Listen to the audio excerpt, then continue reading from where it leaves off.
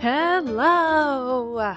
This is Let's Talk About Myths, baby, and I am your host, Liv, the woman who has spent, oh my gosh, almost 5 years now rambling to you all about Greek mythology. Happy New Year! It's 2022, which looks about the same as 2021, only maybe worse? Good times. Pandemic life, am I right?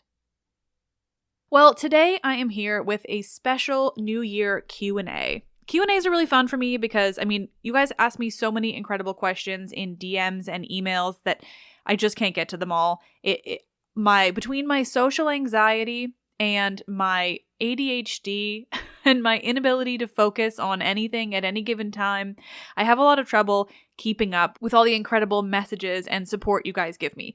I am grateful for it all. I try to read all of it, but I just can't get back to you all the time, and I have a lot of guilt about that, which is why I then give you Q&As. But they're also a great time for me to answer these questions that are applicable to everyone else, questions where if I were to answer it directly, a lot of other people would miss out on the answer because so many of you have such similar questions and I want to be helpful to everybody. And also, I like to ramble on in audio form about some of these answers. This is also why I enjoy my Patreon God of the Month series. If you're ever interested in joining Patreon, it is available to all of the patrons, $5 and up, and it just basically is me answering your questions about particular gods every month and rambling on and on and on about them. I have a lot of fun with it, and I wanted to kind of do that again today, but with really broad questions. Whatever you guys wanted to know. I get a lot of questions about mythology generally, sources, ancient fiction novels, podcasting, book publishing, like so many broad questions that I thought, hey, this is the perfect way to start a new year. Plus, it means I don't have to do any research beforehand, which means I actually took a holiday. It was very exciting. So with all of that out of the way, I'm going to try to answer as many questions as I can get to. I got so many questions from you all, so we're going to try to dive right in and get to as many as is humanly possible in this episode.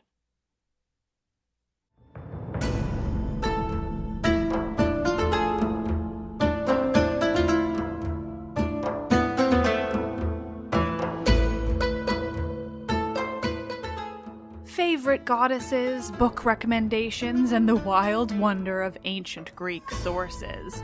A New Year Q&A.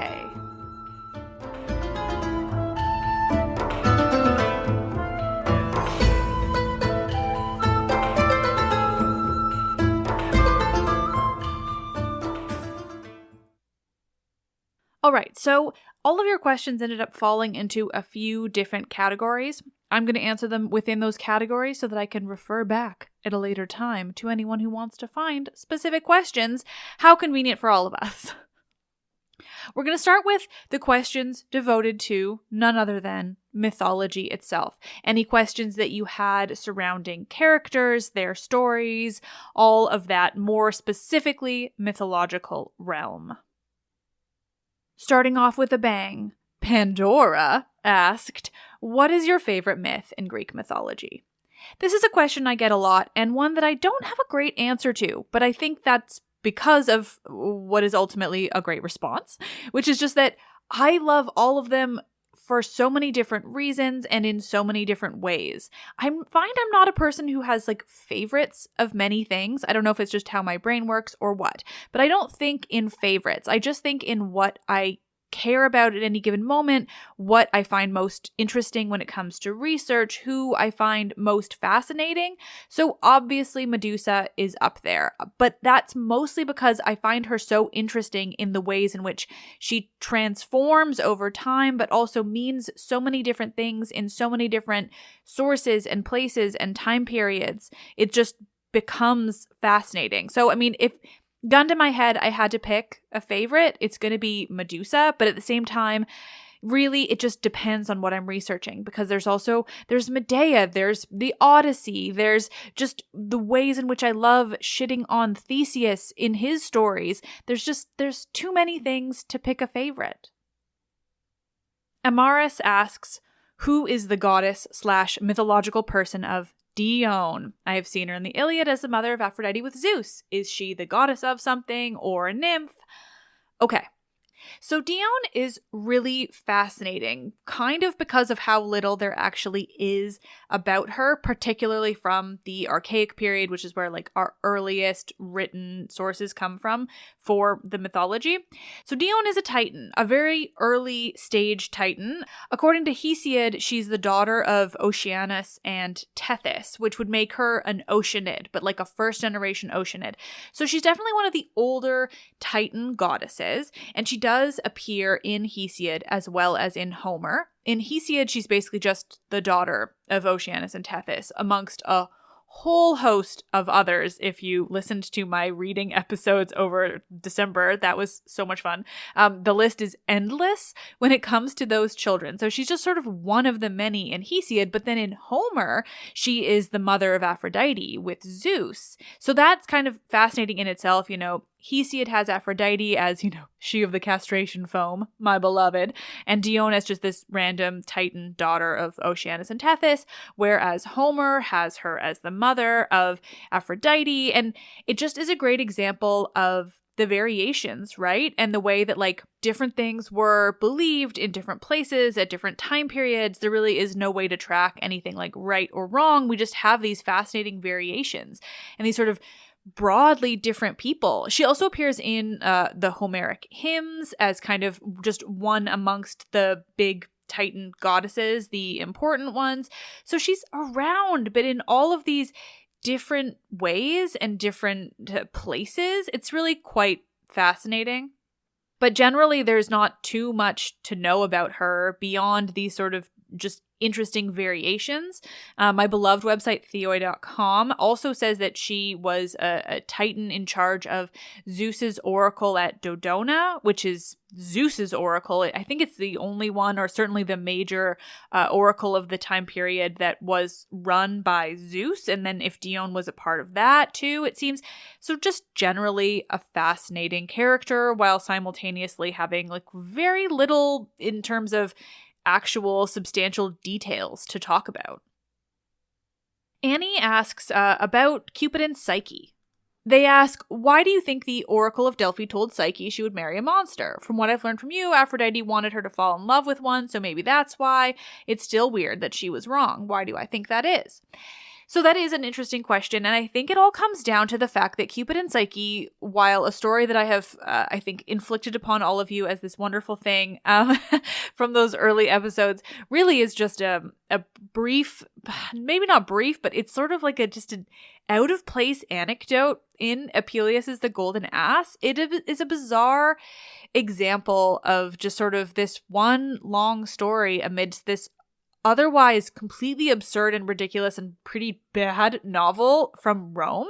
Whereas, Cupid and Psyche stands apart as this like special story. It's where they got Beauty and the Beast. It's where so many things came from. And yet in terms of the ancient sources, it's really interestingly sort of out of place, I would say. And to me, that's why the Oracle could be so outwardly wrong. And that's just because this story didn't come from ancient Greece. It certainly didn't come from like a particularly ancient time period. Like, I don't know the history of Rome at that point, like whether they still put any stock in the Oracle. They probably did, but it wasn't remotely the kind of faith that the Greeks put into it. And so this guy, Apuleius, writing about the Oracle just would not have had the same stake. Like, it wouldn't have had the same, it didn't matter, I guess, what the Oracle said. It's a novel, so it's like a plot point versus like a belief system, right? Like in the Greek mythology, the Oracle is a belief system. These are oral traditions passed down who have no real author, who just these stories that were told all over the place and shifted and grew and all these different fascinating things that make up Greek myth. Whereas Cupid and Psyche is a novel written by a Roman guy, like many hundreds of years later. So it's just sort of completely unique, and thus the role of the oracle just is not remotely the same as the role of the oracle in Greek myth. Paris B asks, gigantomachy versus titanomachy. It seems like these two are always referred to as the same thing. Is there actually any difference in what took place and when things happened? Yes, huge difference between these two things. So the ending of the word machy just means war. So the gigantomachy is the war with the giants. The titanomachy is the war with the titans. They sound similar in English because of that, but they were very different. It's exactly like saying, the war with the giants versus the war with the titans. So the giants were, giants, but they were specifically these kind of like these creatures that were meant to do damage, that were like meant to be defeated, So they were causing all this trouble, what have you. I did an episode on it, but it was so long ago now. But I would recommend you listen back to it because the gigantomachy is quite fun. We don't have a ton of sourcing on it. Mostly what we have is like it was depicted in friezes and artwork and all of this stuff. So we know it was a big deal, but we don't have a lot of written sources that have survived. But it was just the war with the Olympian gods versus the giants. It's how they understood some volcanoes in Sicily. They say the whole war took place in Sicily, which is why Sicily was like full of mountains and volcanoes. It was just really fascinating generally. So it's kind of their way of understanding the particularly like rumbling nature of that area of Italy. Sicily was really important in Greece. It was actually called Magna Graeca at a point. And basically Sicily sort of is the main locale for the gigantomachy in the way that it survives today. Whereas the titanomachy is the war for succession in a different way, right? So the titanomachy is the Olympians defeating the Titans and therefore taking control. Like the titanomachy is how Zeus took control of the world, whereas the gigantomachy is more of like they were defending themselves, I guess, is an easy way to understand it. Like the titanomachy came out of Zeus defeating Kronos because he'd eaten all of his siblings, like that whole mess. And then there was the big war with the Titans, and, some Titans sided with Kronos and his ilk, others sided with Zeus. So then you have Titans that were, in the end, not in trouble, like Prometheus and Epimetheus, whereas you have Titans that were imprisoned alongside Kronos. So it very much shaped the Greek world and the Titans that we know of amongst the Greek myths, like Eos and Uranos and Prometheus and Epimetheus, versus the Titans who were locked away in Tartarus after this happened. So yeah, they're quite different and quite interesting in their own rights. We don't have a lot of sourcing for either, which is why I haven't been able to tell them in super great detail, but there is an episode on the gigantomachy. If you literally Google Myths Baby Gigantomachy, you're going to find it. That's an easy way to find any stories I've ever told, because it'll just pull up the episode. And then same with the titanomachy, because I covered the titanomachy earlier this year. So they're definitely distinct, both really interesting. Machy just means war, or like war with. All right.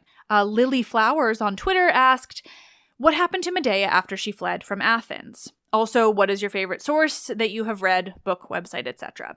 So first question, Medea. As far as I understand it, according to most of the sourcing, the general understanding is she just returned to Colchis. She sort of got to go home and live amongst her own people because, she was a barbarian, right? That was her whole thing in Greece. So it was a big deal that she got to go home. That said, there isn't a lot because it wasn't really important, right? It goes back to the whole, like, these weren't stories told to fit a particular narrative or to prove a point. And so nobody really cared what happened to Medea after because she was no longer of their concern, right? The main myths surrounding her are her with Jason, etc., all of that whole mess. And then we have her in Euripides' Medea going off with Aegeus. I don't know offhand if she went off with Aegeus in a lot of other stories or whether it's just in Euripides. Obviously, she is in Theseus' story in some way, so it seems to have existed kind of beyond that. But she sort of is just there to be a foil for Theseus. So what it probably was, they had this story of, this troublemaker from the east, this barbarian witch woman, and they wanted to give Theseus like a foil, someone to defeat, someone to prove that he was smarter than, right? And so they took Medea, and thus once that was over, it just didn't matter where she went. So I like to say she went home to Colchis. She got to live her best life, deal with getting over the fact that she had to kill her children, that whole thing. But basically, I like to say she went home, but it really didn't matter when it came to the sourcing. And so we don't have really a lot of concrete information about that. So Maya had a really interesting point to share. They said, I had an epiphany a while back when you told the story of Argus and how the peacock got its eyes on its feathers. The bird became a symbol for Hera, and I realized peacocks are not native to Greece. They were only first seen when Alexander the Great went to Persia. I was just wondering if you ever thought about the origin of that story, or if the story of Argus was potentially changed when the peacock was brought to Greece. Okay, so this blew my mind, and I found it super duper fascinating, and I did a bunch of digging. Because that sounds crazy to me. I mean, I guess I just never thought about, where peacocks were. I saw a peacock at Knossos. So I'm just like, peacocks are in Greece. Obviously, that was very recent, though. So this is utterly fascinating to me. And I did not find sourcing on her being associated specifically, or rather Argos being associated specifically with the peacock from before the Hellenistic period, which would have been, after Alexander the Great saw them. And so interesting. I love that note. It seems like beforehand, Argus is just depicted as this guy with a lot of eyes, but the peacock stuff does seem to come later. So interesting. So clearly, no, I'd never thought about it before, but I love that I did. So thank you, Maya, for bringing that up. Super fascinating. Anna said, Cerberus, one dog that embodies 3 heads, or 3 separate unique dogs, doggy souls, that share a single body. Please, I must know your opinion on the best boys. Well, that's just a fun question. I mean, God, how does one consider how it would be to be a 3-headed dog? I think I like to think 3 separate unique doggy souls, because that just seems kind of cuter. Maybe I like just the Lore Olympus of it all, where sometimes he's just a regular dog with 1 head, and sometimes he's 3 dogs, or sometimes he's a 3-headed dog. I think that's how it goes. I haven't been keeping track. But so yeah, that's sort of the options of it, And granted, this is all under the idea that Cerberus is just this cute kind of fluffy 3-headed dog, whereas primarily in the early sources, it's this monstrous dog-like thing with a snake mane. Remember when I told you guys that Cerberus had a snake mane? Fascinating. So, Cerberus in general is a wild ride, I think, in terms of what the dog looked like, how he existed, all of these different things. But I do love the question of how many doggy souls were in there? Jinyansha asked, do you think there was more myths about Hestia in ancient Greece spoken orally and not written down? Yes. Big, enormous yes. I mean, the thing about Hestia is just how fascinatingly important she was for a woman who has no myths associated with her.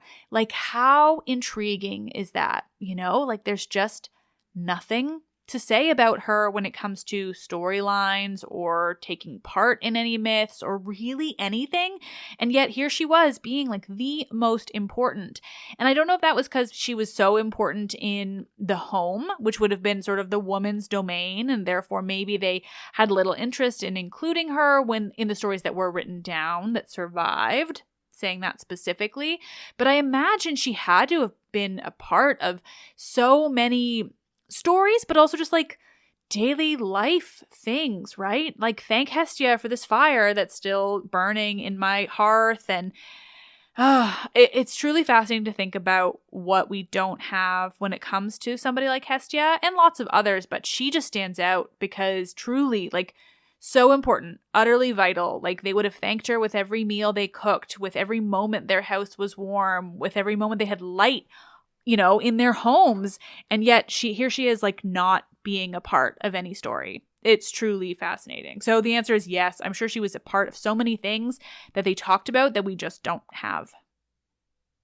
Black Star asked, I was wondering what you thought of the process of castorization or stellification when the gods turned a person into a cluster of stars.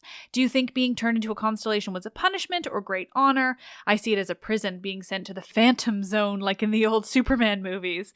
Do you think you'll ever do an episode on all the people ever stellified and the circumstances around it? Okay, lots of things happening here, including teaching me words like castorization and stellification. I just call them getting turned into constellations. This is really interesting. I definitely think they didn't see it as a punishment. It was, in terms of the examples that we have, it seems like it was an honor, because we have examples like Ariadne's crown, right, which is Corona Borealis. We have the twins, Gemini, the Dioscuri, who were super important mythologically. We have, the Nemean lion of Leo for Heracles, as well as Cancer the crab for Heracles. We have Chiron, Sagittarius. So the examples are that these tended to be really good people or characters who were then placed into the sky when they died, primarily. So to me, it feels like immortality for mortals, giving them something beyond their mortal life, where they would normally have just died, gone to the underworld, their bodies would have decayed, whereas now they're up in the stars for everyone to see forever. So I think it's quite lovely. I love thinking about the characters that they believed to be up there and why. It tends to be super fascinating. As for an episode about it, I've done episodes on all the zodiac symbols.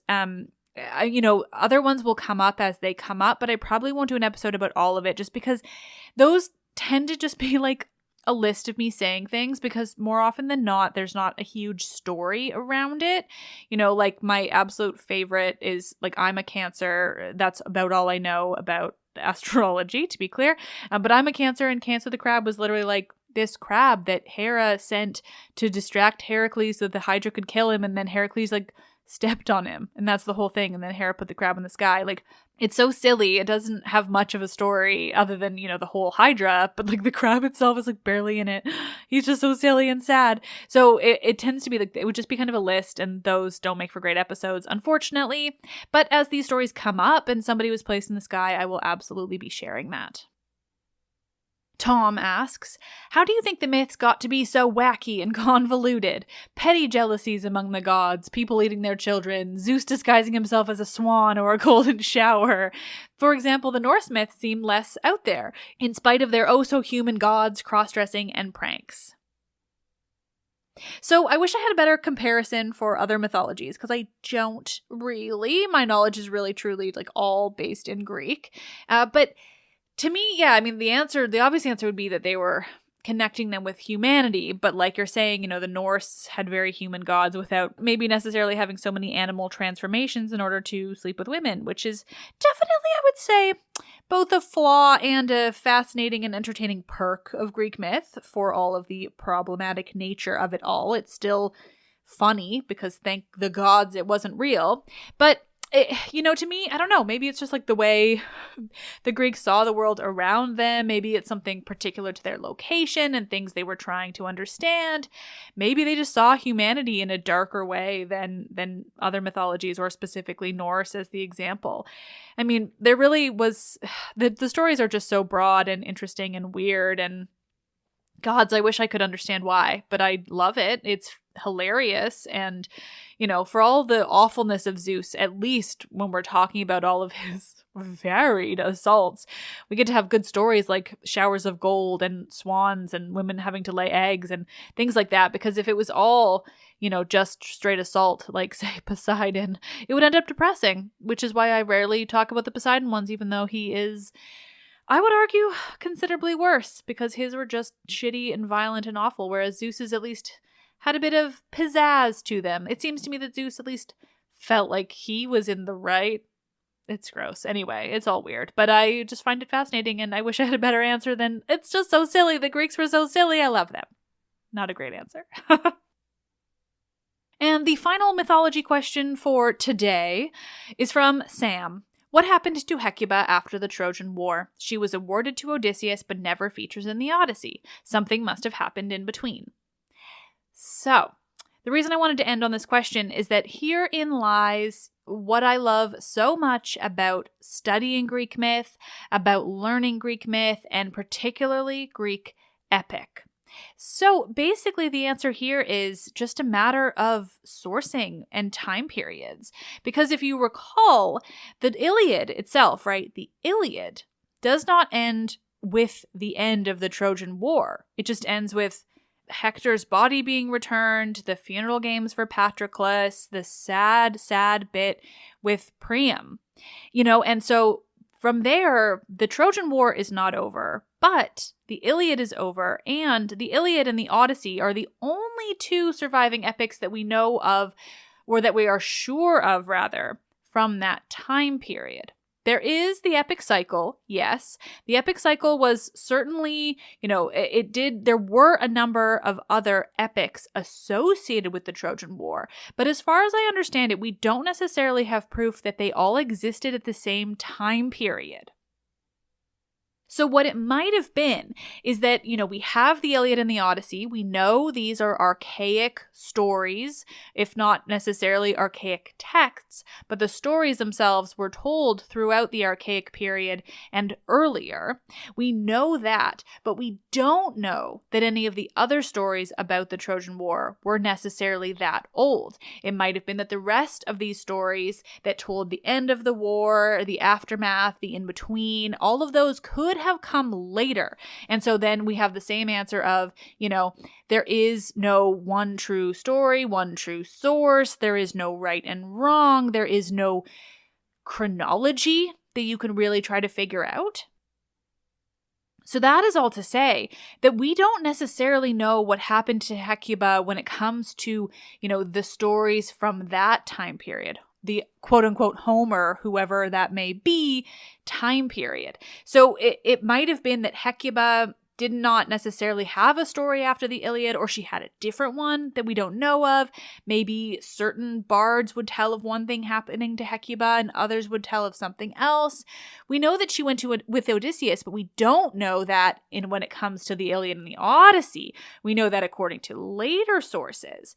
So that kind of accounts for why she is not in the Odyssey, because it might not have been that there was that thought put in, or, that maybe some other story existed and maybe Hecuba went with somebody else in that time period. There could be so many things we just don't know. And so to me, it's more, that's sort of the answer is maybe that they just don't link up. Whoever told about Hecuba going with Odysseus wasn't concerned with the Odyssey, or vice versa, right? Because these really were stories told by so many different people over such a long time period, varying and changing and growing and adapting before they were finally written down much, much later than when they were originally being told. Like in the realm of a couple hundred years, if not longer, from when these stories were originally being told by varied bards of the region until they were actually written down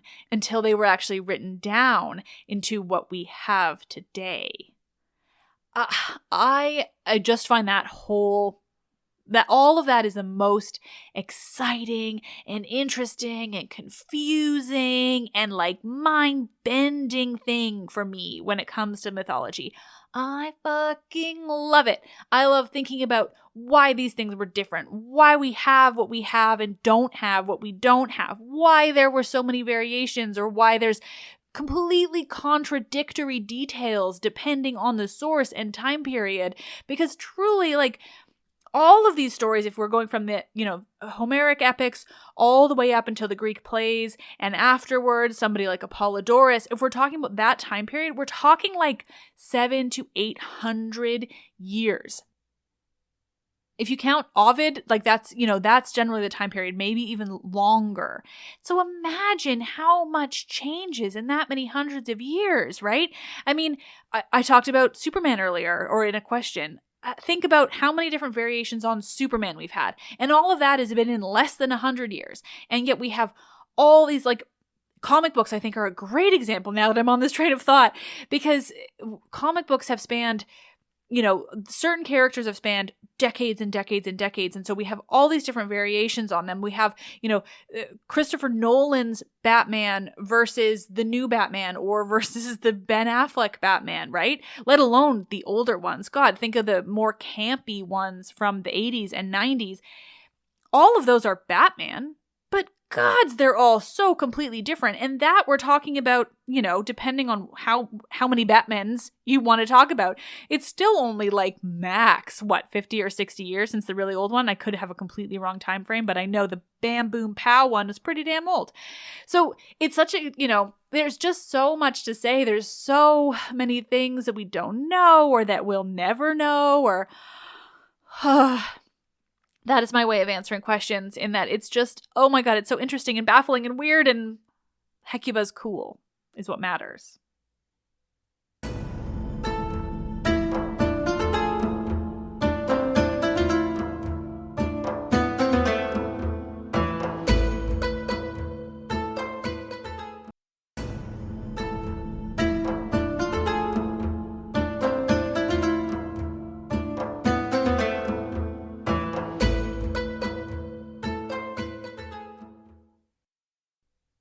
All right, now we're going to dive into some of the many questions you all had that are more broadly about me or my thoughts and feelings on various things.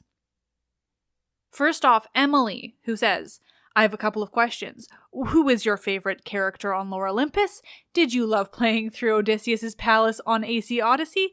And what's your favorite Taylor Swift album? There was more than one Taylor Swift related question in this Q&A, and I love that. I'm very entertained. Okay, first up, who is my favorite character on Lore Olympus? How can I decide? Now, for me, it's all the minor characters. It's all the people in and out on the periphery, if not, sort of secondary characters. I love Rachel's take on Poseidon, because to me, Poseidon is so awful. In the mythology, he's just so irredeemable that, like, how could you have fun with him in the way that Lore Olympus has fun with the mythology?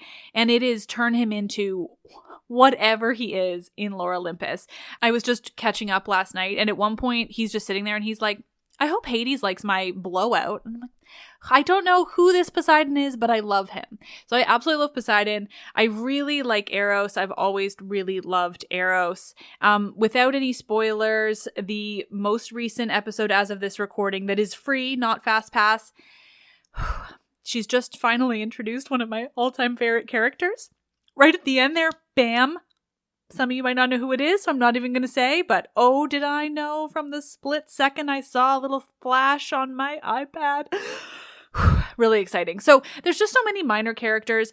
You all know I'm not a fan of Persephone Hades romance. I do like it in Lore Olympus, but it's still just like not my favorite thing. And so for me, I love Lore Olympus for all the other characters, the complexities, the ways in which Rachel is taking the story, the ways she's changing things and just kind of making everything her own. I'm really interested in what she's done with the mythology to make it so that everyone is not related.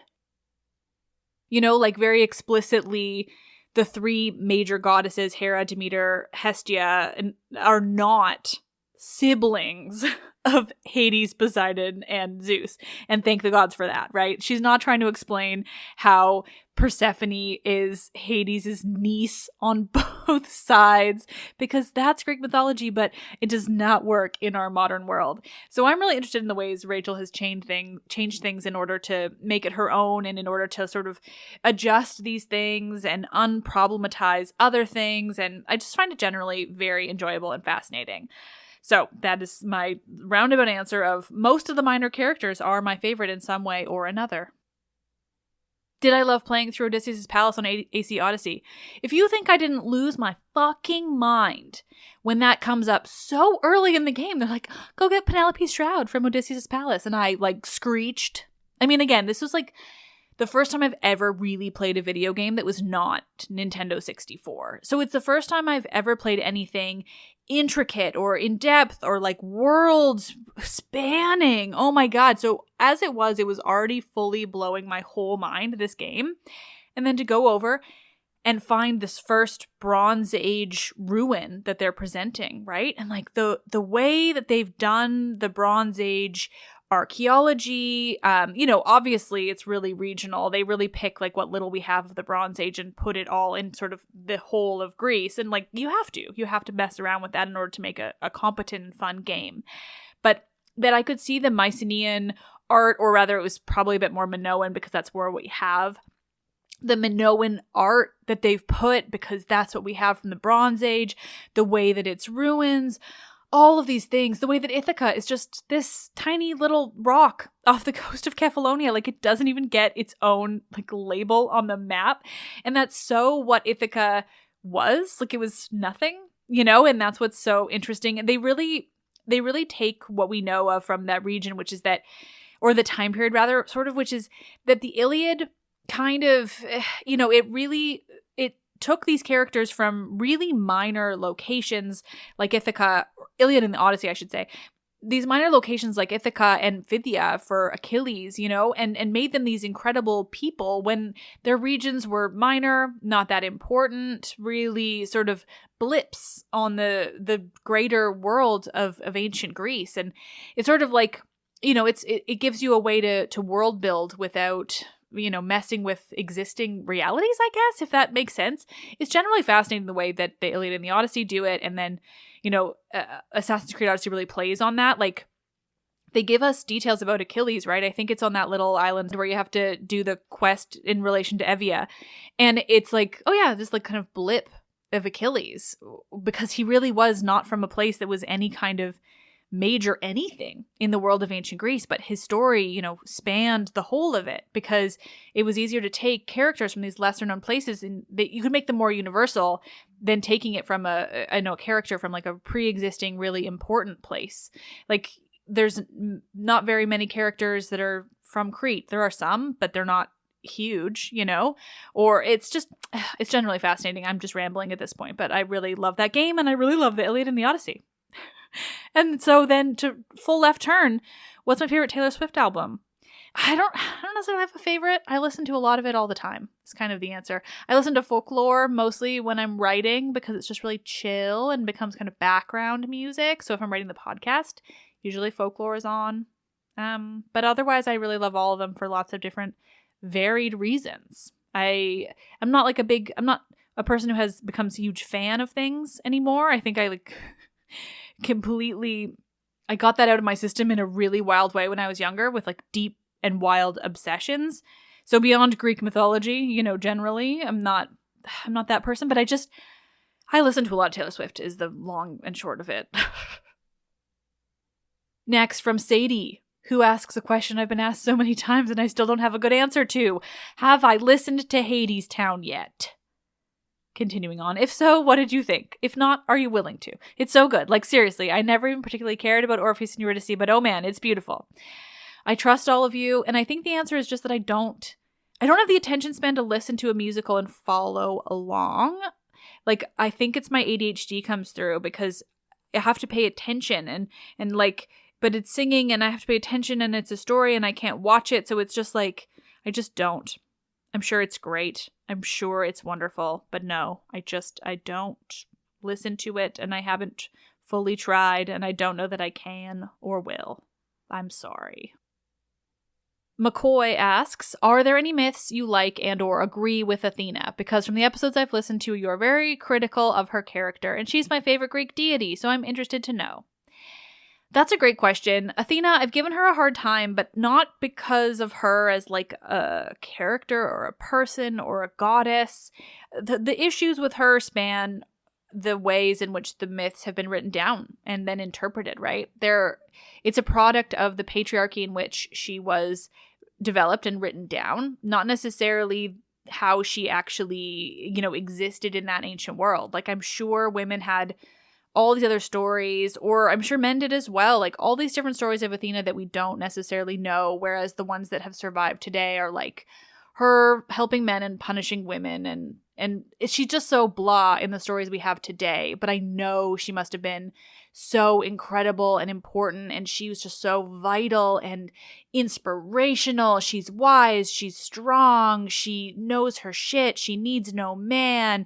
You know, there's so many questions you can interpret about her sexuality in our modern ideas, and there's so much to Athena. So I absolutely love Athena. Like, I love her.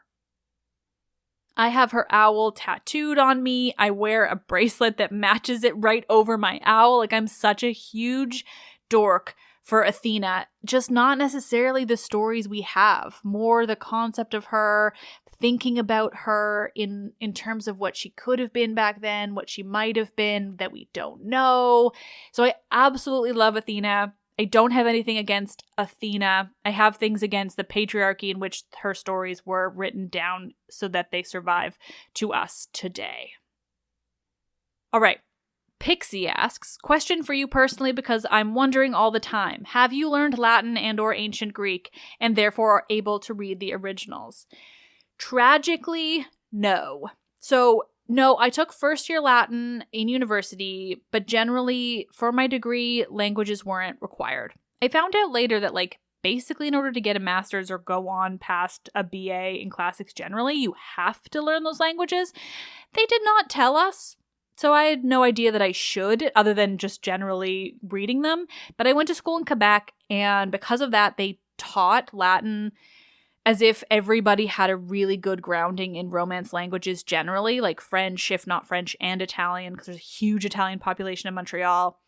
And because my French is shit, I only had English, and so trying to learn it was so hard. It just felt so inaccessible. I was learning how to learn a language while learning Latin, because I just know English because I know English, but I'm not very good at grammatical terminology or all these different things that were then sort of expected, you just knew. It was really taught as if you'd been learning to learn languages for a long time. And so I just got completely overwhelmed and I never continued on. And I wish I had, particularly I wish I'd learned Greek.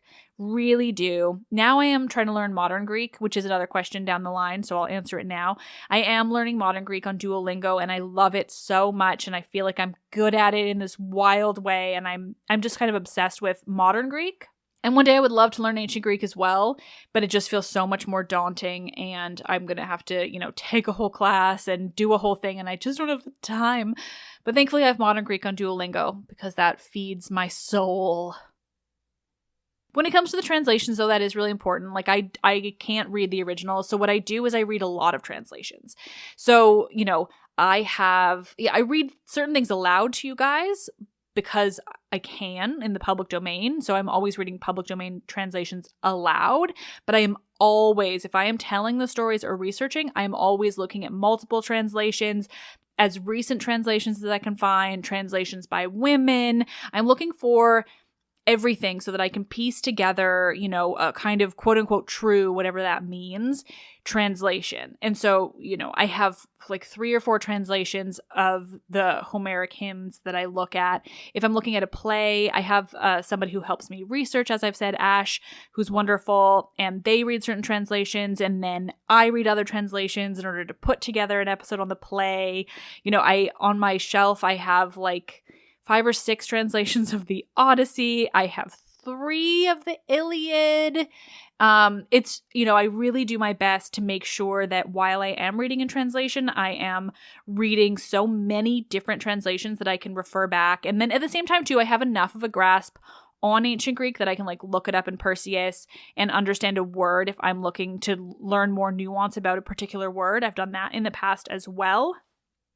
I also now have this huge, incredible stable of academics that I can go to. So I have a guest on an episode upcoming who then went in and looked into all these things about the Medusa bit and the theogony, which I'm so interested in. And he came back and told me all of these fascinating bits and pieces about that in terms of the ancient Greek. So I have so many different access points to translations and to people who know it and to my own knowledge that I find it really makes up for not knowing the language. And, I think that feeling like you have to fully understand the languages is absolutely, it limits who can get in, and it limits to people who have the time and resources to have a formal education. Whereas there are ways to get a fully fleshed out understanding of these people and these times and these writings without necessarily fully learning the languages. You can put in the work to offset that, and I certainly feel like I do. And these next 2 questions are important, and they are related, so we're going to read them both at once. First, Jameson asks, you mentioned you were covering Atlantis at the beginning of 2022. Are you going to do Atlantis merchandise? And if so, when will that be available? And secondly, from somebody named Aries, or who gave me the name Aries, either way, I love it. Hello, Liv. I'm a big admirer of your work. I want to ask about Atlantis. When you'll make this podcast already? We so want to hear you talking about this story. So if you haven't already caught it, the trailer for my new series, Deconstructing Atlantis, aired earlier this week on the 1st. It is available now, this trailer, and next week, on Tuesday, begins my epic dive into the story of Atlantis, the concept of Atlantis, what it was, what it became.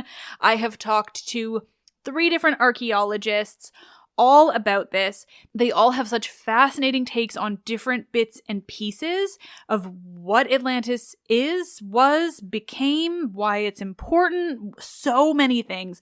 I'm honestly thrilled. So it's going to be 3 narrative episodes, so me just talking, 3 episodes with archaeologists, 2 bonus episodes, one about Disney's Atlantis, because of course I did, and the second about Assassin's Creed Odyssey Atlantis, because of course I did. Honestly, January, after this week, January is Atlantis in the best and most interesting way. I am ready for trolls. I am ready for people disappointed. I am ready for people who are utterly fascinated, because the key is it is interesting. It's just not what you expect. Oh man, I even have special artwork made, which goes back to the question about merch. I'm looking into it. I don't have a great answer about merch yet. I just want to tell you that Atlantis is coming next week. It's going to be so cool and good. Stay tuned. All right, this is getting long. I should have realized that I can ramble on forever and ever. I think I'm going to do a part 2. For now, quick lightning round questions. These first few are from Eve. What are your favorite ancient Greek plays? Right now, Medea, Bacchae. There are so many. It always grows. Depends what I'm looking for. Medea and Bacchae. What careers would you suggest pursuing if you're interested in Greek mythology? Great question. No idea. I got my classics degree for fun. I thought I would use my English major because I did a double major. And then now look at what I'm doing. So I think my biggest answer is, if you don't want to be a professor, which I hear is very hard and pays very little, then find some creative way to use your degree. Write, come up with a podcast, other various things that are totally new to the realm of, new to the world of the last 20 years or so, and figure out a way to make your life fulfilled with classics in some kind of unique way. I wish I had all the answers. Somehow it worked out for me, but I still don't totally know how, beyond I worked really hard. Next up, this question has been asked a few times. Eve has one ask of it. Every so often you mention a novel you've been working on. Is it the same novel as it has always been, or a different one? I'm laughing because it's the same novel that it's always been. I have been writing a novel about Cadmus and Harmonia for, are we on to 13 years? I guess so. We might be nearing 14. Yep, I think I started writing it in 2008. Definitely had written most of a first draft in 2008.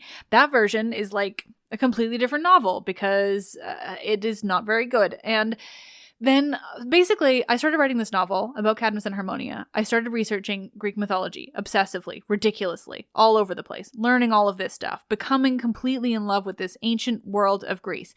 Then I decided, oh man, I'm going to get it published. Then I figured out, hey, wouldn't publishing be a cool career? Because at the time I was like 21 and had never decided on a career, had not gone to school, any of that. So I thought, publishing is cool. And then I'll go into publishing. And so I went and got a degree in double major English Lit and classics for the fun of the classics.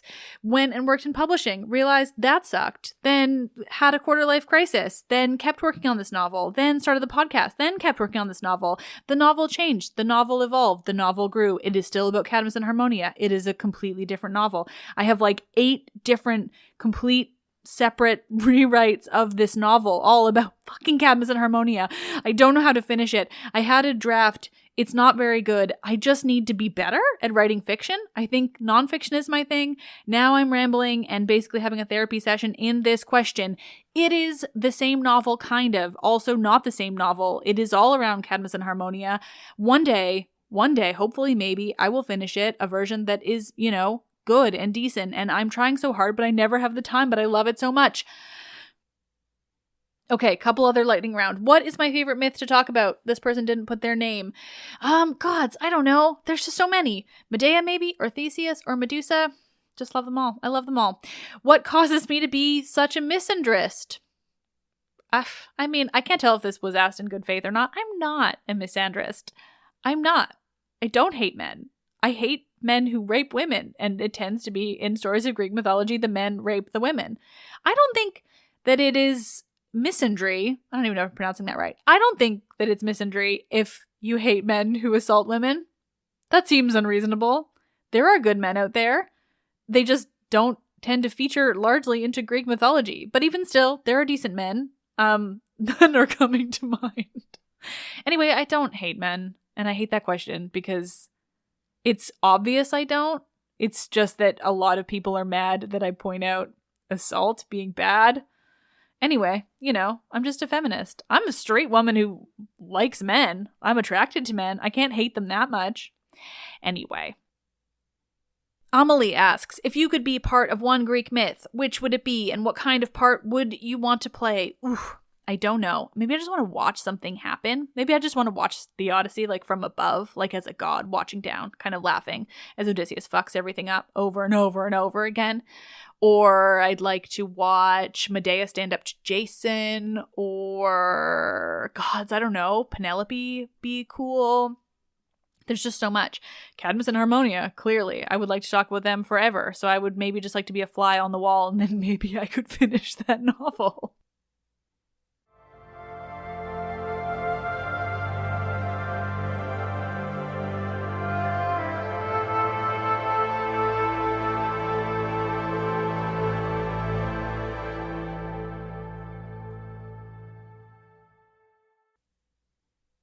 Okay, to finish this off, and before I definitely do a part 2, because there's so many other questions and I really think it's interesting and I like rambling on like this. Like I've said in the past, I think it gives you different insights because I'm not scripting it. I'm not doing all of this, research beforehand. I'm just thinking aloud, and I think it shows kind of how you can continue to research and just find new things, and the way brains kind of shift and learn in the moment. And I don't know if I'm talking it all up too much, but regardless, I'm going to do another episode of this Q&A that will be just as rambly as this one. But until then, a couple quick interesting questions about history, then a couple about books, because you guys always want book recommendations.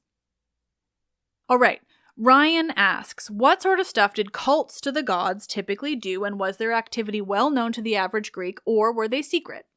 So I don't have a great example or answer about specifics, but I can tell you an interesting thing about the general understanding of cults of worship.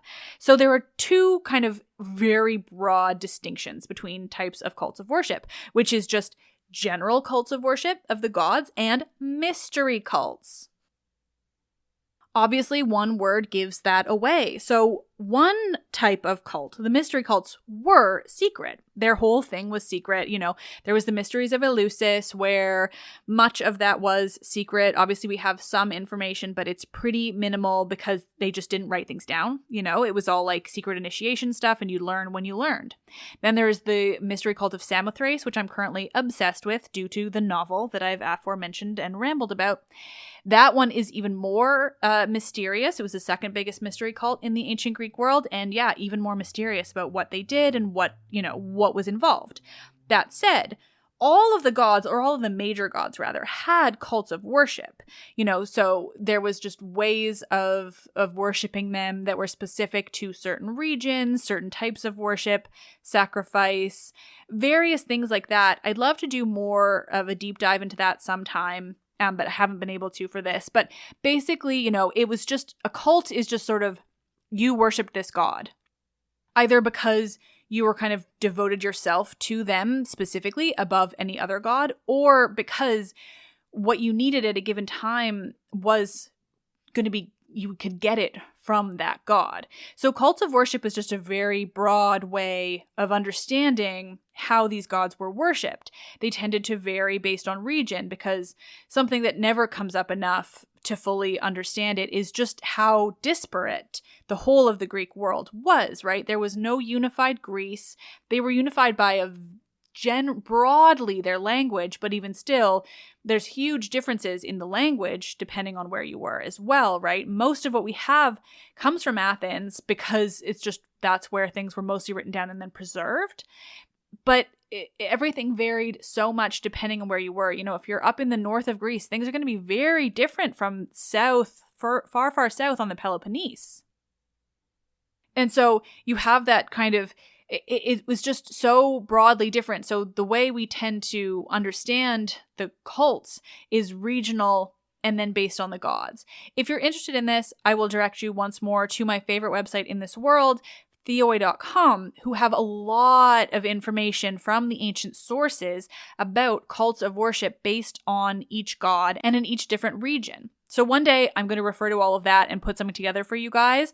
But ultimately, if you're interested, it's a great resource for that because they really have so much of those ancient sources talking about the cults of worship and in the different regions. Okay, and have a very interesting question from Mihai. Do you think gay people in ancient times considered Aphrodite as their protector and worshipped her, or a deity that cursed them? Do you think homosexuality in ancient Greece was frowned upon or normalized? I love your podcast and I've been listening to you for 2 years now. Thank you for everything that you do for us. Lots of love from Romania. Ooh, thank you. I hope I pronounced your name right. Okay, so that is a really interesting question and one that has quite an answer. And again, I mean, like all things, this is based in my general knowledge of ancient Greece, but I do, specialize in the mythology, so it's not the be-all, end-all answer when it comes to this. But really broadly, it's mostly that they just had a completely different viewpoint because they didn't have the influence of Christianity, right? Like, even if you're not remotely Christian or you're a completely different modern religion now, you still have, at least in the, quote unquote Western world, English speaking world, certainly, you have this bias that is inherent due to Christianity. And that is this even just general understanding of anything remotely being wrong with homosexuality, right? Because in ancient Greece, it didn't really matter, but also the most accepted form of same-sex love was something called pederasty, which is very bad in our modern understanding of everything. And that is that there was a very common, at least in certain regions of Greece, relationships between older men and younger men, often what we would now very rightly term boys, children. And it was like a mentor-style relationship that also had sexual components and thus is obviously today, very problematic, not good. So essentially our understanding of same-sex relationships back then was more about the power construct of these types of relationships. Like it was more about who was a top and who was a bottom, to put it bluntly. And that kind of made clear kind of what role you played, what kind of power you had. So if same-sex relationships were ever looked down upon, you were looked down upon if you were the bottom, you were the younger one, is how I understand it. I've not researched pederasty. This is all just things I have learned through my reading and, paying attention over time, to be very clear. But essentially, it's just that it was a completely different understanding. And that's not to say that there weren't same-sex relationships that weren't pederasty. I'm sure they were. It's just that was like an acknowledged form of like mentorship and relationship. So it's what we have the most information on because it was like a thing that happened often. And so I'm sure there were more relationships. There's kind of like a really telling piece of information when it comes to how the ancient Greeks saw Achilles and Patroclus, right? Because there's so much debate now. Were they in love? Were they in a relationship? Were they just pals? Good old friends?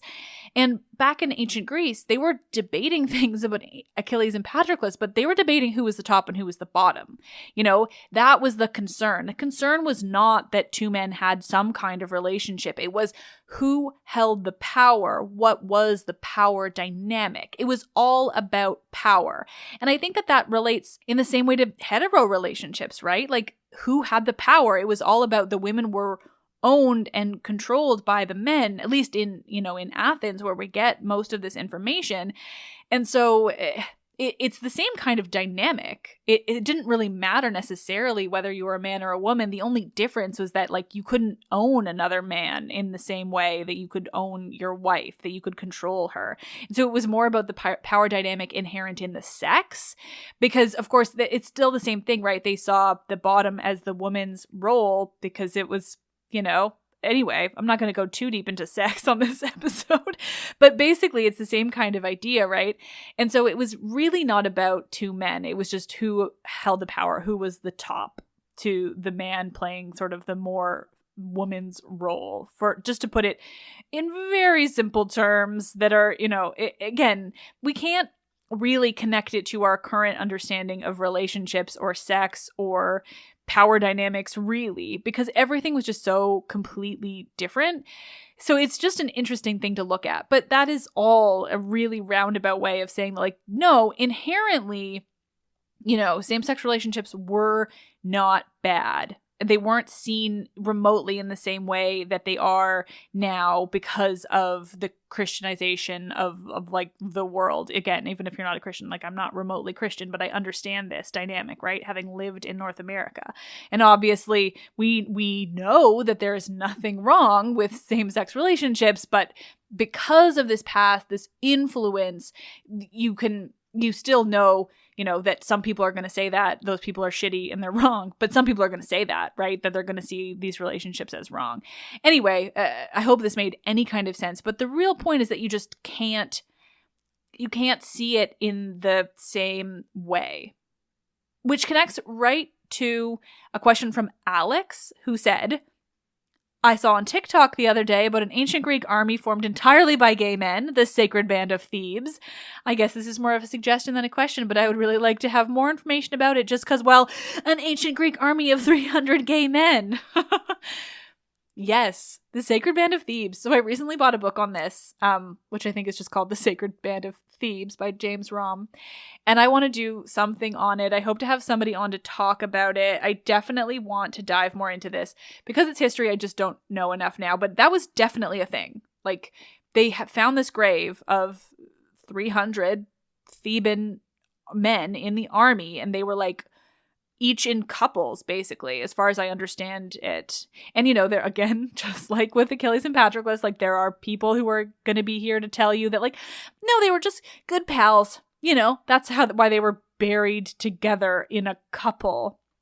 Like, no, they were definitely, there was some kind of romantic relationship. Now, what kind, how accepted it was, whether these men also had wives, we don't, or I certainly don't know. Again, I haven't done the research on it yet. But there definitely, there were these relationships. People loved who they loved, just like they do now.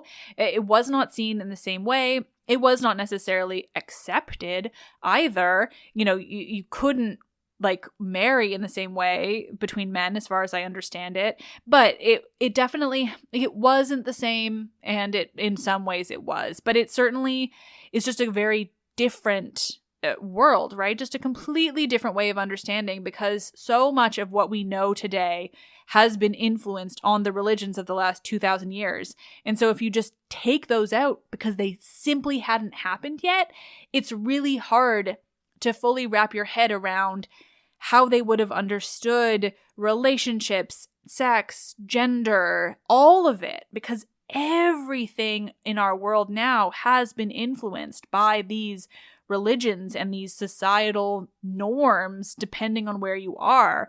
And so to just take all that out, it's really hard to wrap your head around. But ultimately, yeah, there were absolutely people in relationships. There was definitely the Sacred Band of Thebes, which is super cool. There was Sappho. She was writing about loving women and men. And there was such a broad representation. There are stories of same-sex relationships, the gods being in same-sex relationships, stories of gender fluidity, the non-binary, like just a complete lack of an understanding of the binary as we do now. You know, there's Tiresias, and of course now I've changed it into a gender conversation, but I think it all, you know, all weaves together. There's Tiresias, who was a man and then a woman and then a man, and then was able to like verbalize different things because of that. It's all just generally so fascinating trying to wrap your head around how they would have understood all of these things that we see in a completely different way now because of everything in the last 2,000 years, you know? Like, God, it's just fascinating. All right, we're going to finish it off with a few questions when it comes to video games, books, movies, TV, because you guys are always looking for my opinions and recommendations, and I am here for it. Starting off with a personal thrill of mine, Chris asked, Liv, I first got into mythology through the Age of Empires game series, Age of Mythology. My question is, do you know of these games? And if so, what do you think of the games? Do you think they were accurate? If you played them, did you enjoy the main storyline? Okay, so I'm pretty sure it was this question that then led me to go seek out Age of Mythology to the point where I bought a super cheap PC computer so that I could play it because I couldn't play it on my Macs. Because yes, I absolutely played Age of Mythology. I'm pretty sure I had Age of Mythology within like a couple months of it coming out. I had it on that CD-ROM because we had played Age of Empires like 1 and 2 back in like God so long ago. And I discovered Age of Mythology and like lost my mind and played it so much. That said, I had it so long ago that I actually think I had it.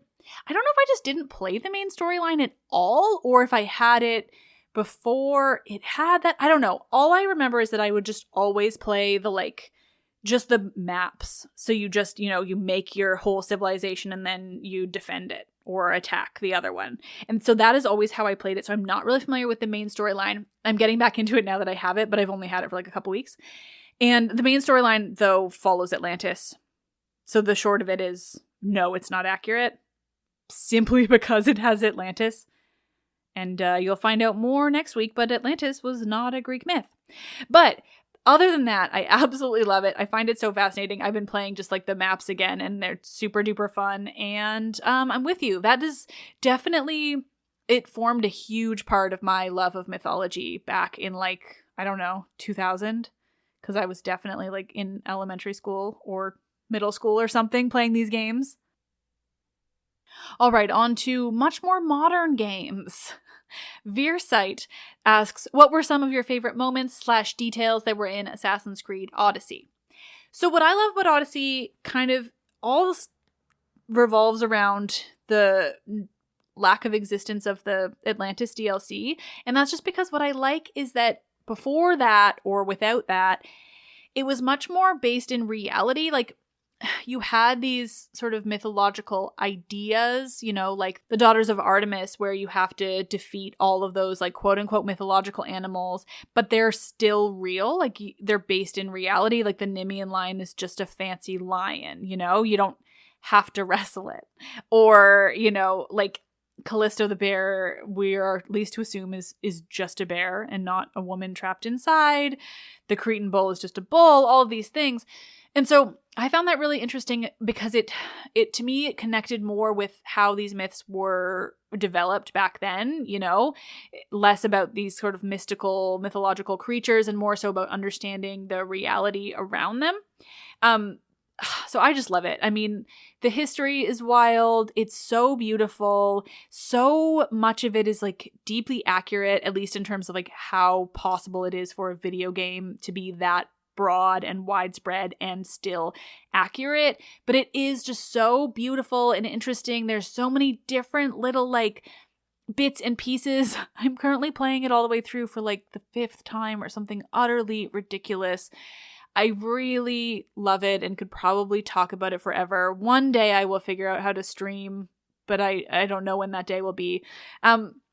But truly, like, I don't know, there's so much of it. I love all the different individual islands and all the different, like, little tidbits you can find there. Like, when you go to Naxos, like, just how much of it is about Dionysus and Ariadne is beautiful. The palace at Knossos, on Crete is unbelievably cool. The way Crete is sort of like much less important, but that you could tell that in the Bronze Age it was like it was like all that mattered.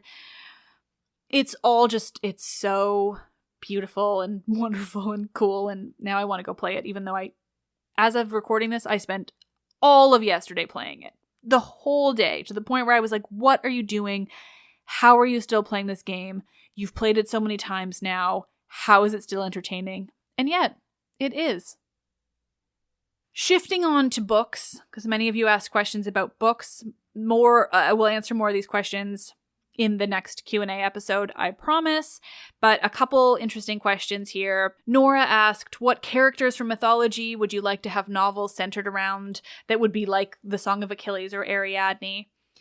That's an interesting question. I don't know, because I'm so sold on all these characters. Like, I just think anything I'm happy with, like, I'm just happy when there's more content, particularly about these, interesting women of Greek myth that have kind of been ignored for so long. Obviously, I love Song of Achilles, though. My God, it's so good.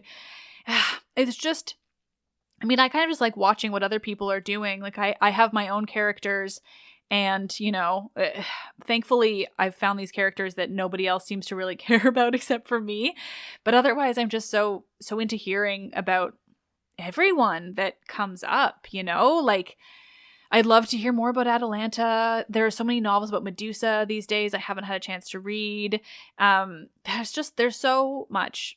So really any, like, the more mythological content, the better. The more reception, the more taking these stories and turning them into something else or expanding upon them, the more, the better. Which leads me to another question from Eve, who asked, what Greek mythology-based fiction novels do you suggest? And they said they've read Song of Achilles and Silence of the Girls. Okay, what I'm going to do, because it's fun and I'm sitting directly next to my bookshelf, is I'm just going to read to you all the ones I have and comment if I have anything to say about them, because why not?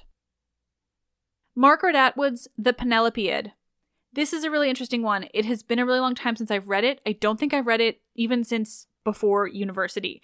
But it is Margaret Atwood telling, Penelope's side of the Odyssey, all in verse, from what I recall.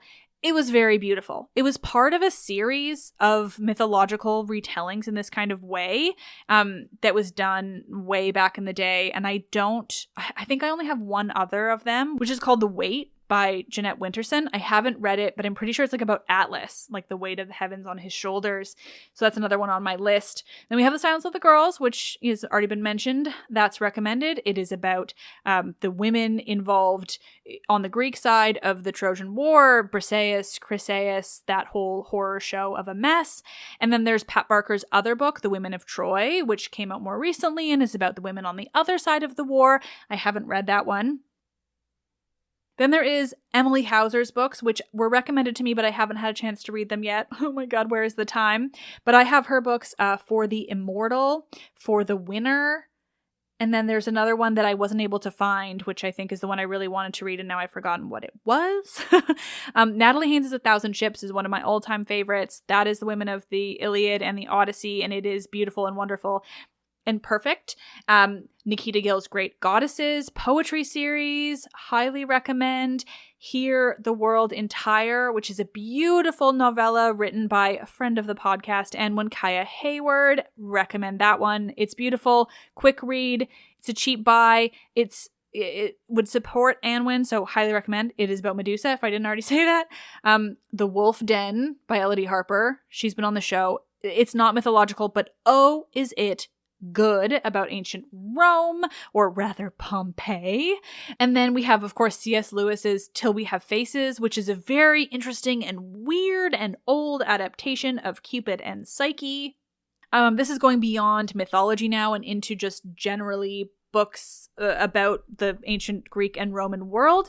We have The Golden Mean, which is by Annabelle Lyon and is about Alexander, and is one that I was recommended so long ago, like back when I was working in publishing, because we published it, and a friend of mine who worked for that part of the publisher brought it in for me, and I still haven't read it and I feel very bad, but apparently it is incredibly good. I have read Annabelle Lyon's other book, which is called The Sweet Girl, and it is about the daughter of Aristotle, I believe, one of the major philosophers. I'm 95% sure it's Aristotle. That book was very good. I enjoyed it a lot. Just a nice, reception on the ancient Greek world and a woman living in it. We have Wake Siren by Nina McLaughlin, which is retellings of certain stories in Ovid, also in poetry, a beautiful one. Madeline Miller's Circe, we all know that one well, a good recommendation. Then there are the Mary Renault books, which I have not read, but I know she was writing a lot of interesting stuff way back in the day, but about the ancient Greek world. Personally, I have Funeral Games and The King Must Die. One of those is about Theseus. It must be The King Must Die. Interesting. One day I'll get around to reading it. Anne Rice wrote a book called Pandora. Somebody sent that to me. I haven't had a chance to read it yet, but if you're listening, thank you to whoever sent it to me because I didn't know and it's interesting. And then, of course, Ariadne. I have 2 different copies of that. There's a book called Home Fire by Camilla Shamsi, which is a modern retelling of Antigone, if I recall. And that one I've been meaning to read for a while as well. There is House of Names by Colm Toibin, who I probably mispronounced that name, and I'm sorry, but that is a retelling of the story of the whole House of Atreus. So Clytemnestra, the death of Iphigenia, Orestes, Electra, Agamemnon. That one's a beautiful book as well. And now I know there are more that I'm forgetting that have not fit on my shelf or that are on my to-read pile that is upstairs. But really, I mean, there's just so many. I'm going to put out a list or keep updating a list on my website. I've just been really bad with finding the time for that. I have recently been given Jennifer Saint's next book, Electra, that I'm excited to dive into. There is a new one called The Daughters of Sparta that came out earlier this year. Claire Haywood, I believe. I don't have a copy of that yet, but it has been recommended to me absolutely. I mean, it's a huge year for this. Oh, there's the Medusa by Rosie Hewlett. That one has also been recommended a lot. Seems like it's a really interesting adaptation. I want to read all of these, but I read so much for the podcast that I then have trouble when my for fun reading is still mythology. I also have a lot of envy because I can't seem to finish my book and turn it into something good. So I get really stressed out when I read really good adaptations. That's totally my own shit. I'm just sharing it for why I haven't read all of these. I so want to, and then, after a long day of reading countless sources and writing 5,000 words for a single episode, it's tough to then decide, oh, I'm going to relax and pick up more mythology. But one day, I mean, God, it's just so cool that all these are coming out. I'm so thrilled. I'm always thrilled to talk to these people, to have them on my show, to read their books when I can manage it. It's just exciting that there's such a huge resurgence. I'm just so thrilled to be in it with everybody and watching from afar as these novels take off and, enjoying the incredible success of my own book of just nonfiction mythology. It's such a huge and cool time for nerdy Greek myth shit. So it's, take what you will of those suggestions. There's so many books out there. Find your own, suggest your own. I'm always open to hearing more on Twitter or, having conversations about this kind of stuff. There's so much to say and it's super fucking cool.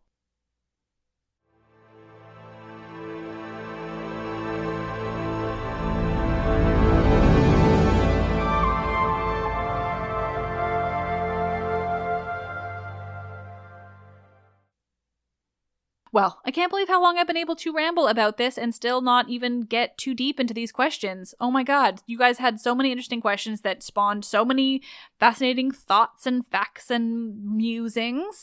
This is why I enjoy these. So I will be doing a part 2 of this. We'll see when it comes out. But thank you all so much for your questions. If I didn't get to yours, I probably will in the next episode because there are so many other good ones that I want to get to. So we will be back with more answers. And then on Tuesday, for real, Tuesday, oh my God, Atlantis. It's going to be really interesting. It's just such a fascinating thing to cover, a bit of a departure from how I have to usually cover things because Atlantis is so different. Your mind is going to be probably, I mean, some of you know, but a lot of you, your mind is going to be pretty blown by what I have to say on Atlantis, the real history, mythology, facts. It's quite it's quite the story. Now I'm just rambling again. Thank you all. Next time I will answer more questions about history. You guys had some really fascinating questions about historical characters, or rather, I suppose, people, because it's history, or timelines, various things like that. I'm going to answer more questions about translations, both in terms of recommendations and just really interesting things when it comes to translations, the ins and outs, and, what we do learn from translations or what sometimes can get lost. I will answer more questions about the myths themselves, as well as how I feel about certain myths, characters. I'll answer more about classics broadly, learning classics, being in school for it, all of these different things. I wanted to get to all of it, but here we are, like an hour in, and I didn't. So next time, even more of your questions there. I think it's going to be really interesting and beneficial, and I just love answering your questions, so stay tuned. Thank you all, truly, for being around, for being through another year of this. Happy 2022. Thank you for your questions. Thank you for listening. Thank you for reviewing. Oh, you can rate 5 stars now on Spotify. Can you believe it? Go ahead and do that. That's big. I'm just realizing. What a freewheeling episode when I don't have a script. You're all the best. I am Liv, and I love this shit.